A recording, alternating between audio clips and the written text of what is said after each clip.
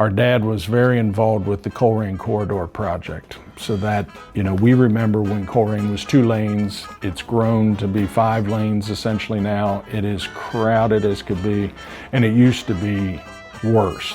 And so my dad is part of a group of businessmen that wanted to improve the situation, got involved with the state and with the Colerain Township, and worked on the Colerain Corridor project. So he felt it was critical and took a lot of trips to Columbus to meet with the people at the Capitol to try and get the funding for it. And so it was something that he really wanted to do.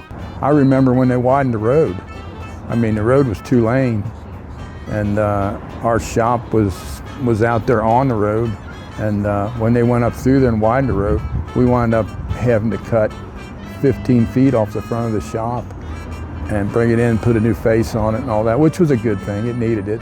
But the township's grown a lot. I mean, like I say, I was just out of high school when the mall opened. A lot of my friends were away in the Army, come back, they couldn't believe what it looked like, They'd be gone for a year or so and come back, and the whole thing had changed so much. But there wasn't the restaurants that there are on Colerain today.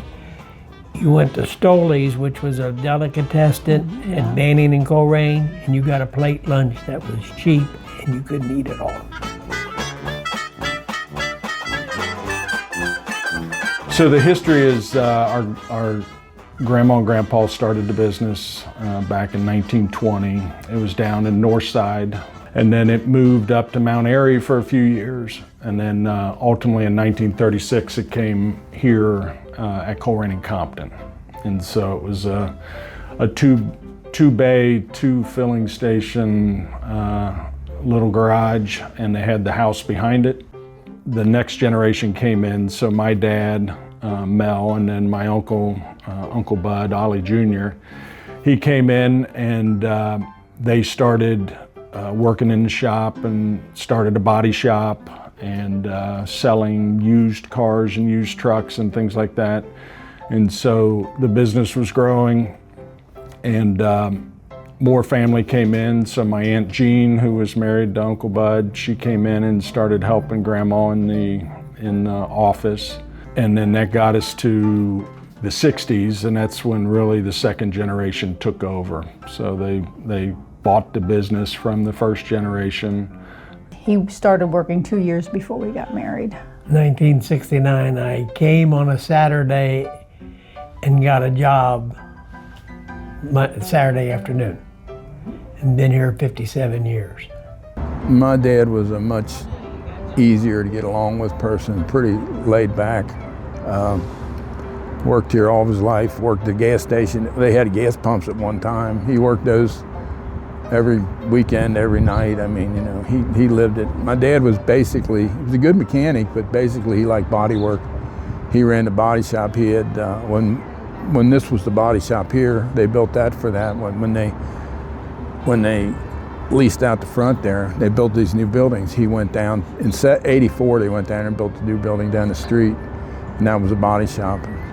If you look at it, my dad and my uncle probably spent 70 to 80 years of their life on this corner, between living here, working here, and things like that. So this area is very important to the family.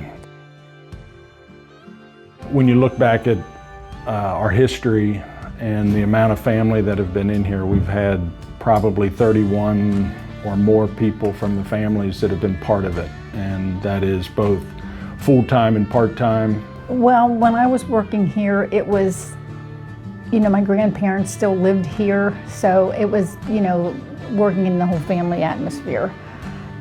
Just being together every day. Every day.